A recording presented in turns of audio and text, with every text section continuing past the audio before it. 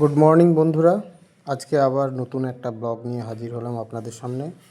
আশা করি আপনারা সবাই ভালো আছেন। সকাল সকাল আমি একটু ওয়ার্কআউট করে নিচ্ছি।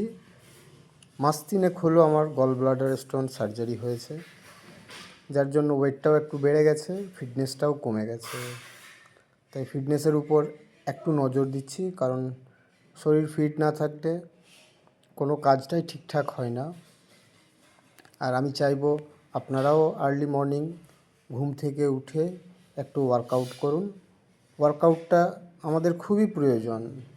আমরা সারা দিনে যা সময় নষ্ট করি, তার মধ্যে ইচ্ছে করলেই আমরা সবাই আধ ঘন্টা টাইম নিজের জন্য বের করতেই পারি। আর ওয়ার্কআউট যে কতটা আমাদের প্রয়োজন, সেটা যারা ওয়ার্কআউট রেগুলার করেন তারা অবশ্যই জানেন। কেউ জিমে যেতে পারেন, কেউ জগিং করতে পারেন, কেউ ওয়াকিং করতে পারেন, কেউ যোগাসনও করতে পারেন। যাই হোক, যার যেটা ভালো লাগে সে সেইটাই করুন, কিন্তু ওয়ার্কআউট করুন।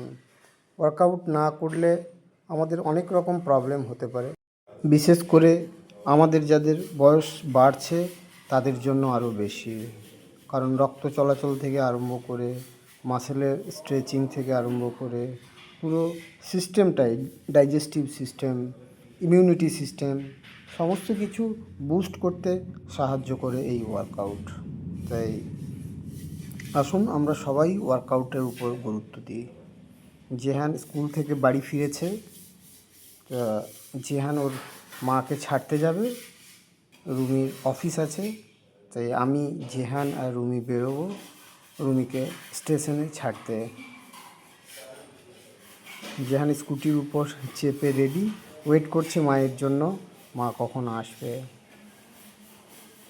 এই পাখিগুলো দেখুন কত সুন্দর খাবার খাচ্ছে, এদেরকে দেখলেই যেন মনটা ভালো হয়ে যায়। আমরা বোলপুর স্টেশনে এসে উপস্থিত, রুমিকে ছাড়ার জন্য। ওর ট্রেনের টাইম হয়ে এসছে। বাড়ি ফিরে জেহানকে একটু ক্লাস করাতে বসালাম। ওর মুখের কিছু এক্সারসাইজ আছে, এই এক্সারসাইজে এখানে বেলুন ফোলানো আছে, যেটা খুবই এফেক্টিভ একটা এক্সারসাইজ তাদের জন্য যাদের স্পিচের প্রবলেম আছে। সারা দিনে যত বেশি আপনি বাচ্চাকে এই এক্সারসাইজটা করাতে পারবেন, তত ওদের জন্য হেল্পফুল হবে।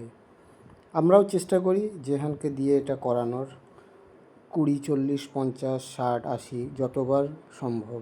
আর একটা হচ্ছে বাঁশি বাজানো, একই রকম এক্সারসাইজ, কিন্তু কাজটা একটু উন্নত।